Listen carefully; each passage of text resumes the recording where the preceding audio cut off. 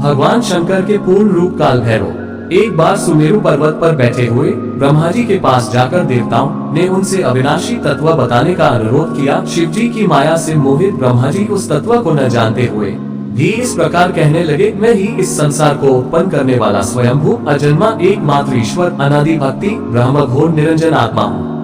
मैं ही प्रवृत्ति और निवृत्ति का मूलाधार सर्वलीन पूर्ण ब्रह्म हूँ। ब्रह्मा जी ऐसा कि पर मुनि मंडली में विद्यमान विष्णु जी ने उन्हें समझाते हुए कहा कि मेरी आज्ञा से तो तुम सृष्टि के रचयिता बने हो, मेरा अनादर करके तुम अपने प्रभुत्व की बात कैसे कर रहे हो। इस प्रकार ब्रह्मा और विष्णु अपना अपना प्रभुत्व स्थापित करने लगे और अपने पक्ष के समर्थन में शास्त्र वाक्य उद्धृत करने लगे। अंततः वेदों से पूछने का निर्णय हुआ तो स्वरूप धारण करके आए चारों वेदों ने क्रमशः अपना मत इस प्रकार प्रकट किया। ऋग्वेद जिसके भीतर समस्त भूत निहित है तथा जिससे सब कुछ प्रवत होता है और जिसे परमात्मा कहा जाता है, वह एक रुद्र रूप ही है।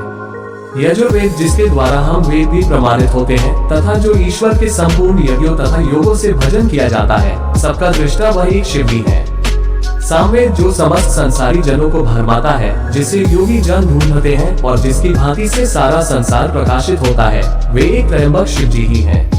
अथर्ववेद जिसकी भक्ति से साक्षात्कार होता है और जो सब या सुख दुख अतीत अनादि ब्रह्म है, वे केवल एक शंकर जी ही हैं। विष्णु ने वेदों के इस कथन को प्रताप बताते हुए नित्य शिवा से रमण करने वाले दिगंबर पीतवर्ण धूलि धूसरित प्रेमनाथ कुवेटाधारी सर्वावेष्टित विपिनवाही निसन शिव जी को पर ब्रह्म मानने से इनकार कर दिया।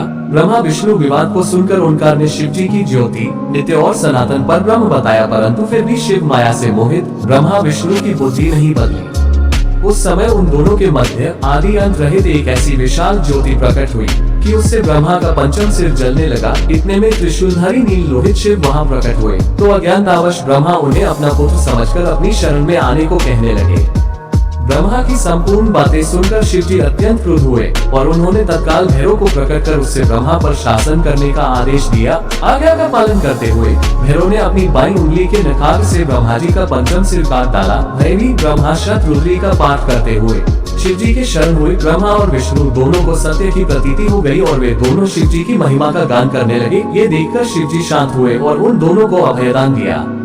इसके उपरांत शिव जी ने उसके भीषण होने के कारण भैरव और काल को भी भयभीत करने वाला होने के कारण काल भैरव तथा भक्तों के पापों को तत्काल नष्ट करने वाला होने के कारण पाप भक्षक नाम देकर उसे काशीपुरी का अधिपति बना दिया। फिर कहा कि भैरव तुम इन ब्रह्मा विष्णु को मानते हुए ब्रह्मा के कपाल को धारण करके इसी के आश्रय से भिक्षावृत्ति करते हुए वाराणसी में चले जाओ। वहाँ उस नगरी के प्रभाव से तुम ब्रह्म हत्या के पाप से मुक्त हो जाओगे।